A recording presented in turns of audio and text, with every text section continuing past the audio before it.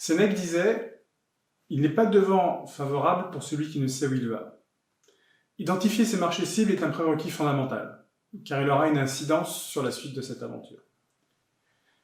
Mon propos ne sera pas de présenter la méthodologie de ciblage, car il faudrait beaucoup plus qu'une heure pour y parvenir, mais simplement d'attirer votre attention sur le fait que ce travail doit permettre d'identifier un nombre limité de marchés. Choisir, c'est renoncer. Donc autant sélectionner les marchés à attaquer en fonction de leur potentiel économique, de leur degré d'ouverture par rapport aux produits proposés, de votre connaissance des acteurs en place, de la réglementation en vigueur, mais également en fonction de vos forces et de vos faiblesses.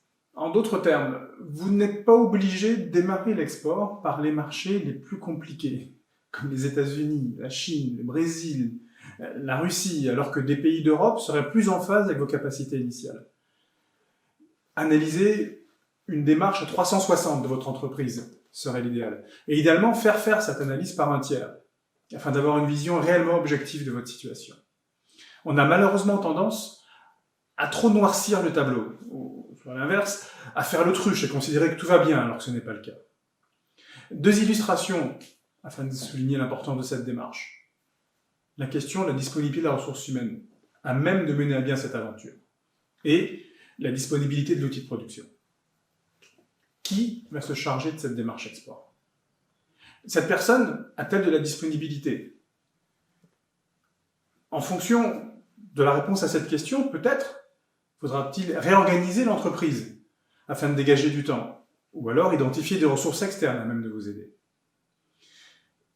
Concernant la disponibilité de production, c'est également un vrai sujet. Si aujourd'hui vous utilisez déjà 95% de vos capacités de production, peut-être sera-t-il sage de commencer dans un premier temps par des marchés où le potentiel est plus limité, car malgré tout, on n'est pas à l'abri que cette démarche de développement international fonctionne, avec le risque de se retrouver dans l'incapacité de faire face.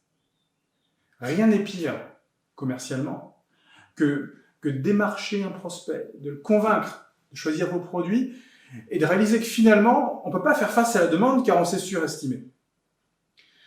Augmenter ses capacités de production peut nécessiter de lourds investissements financiers, mais également humains, ce qui est toujours compliqué pour une PME tant qu'on n'a pas la demande en face.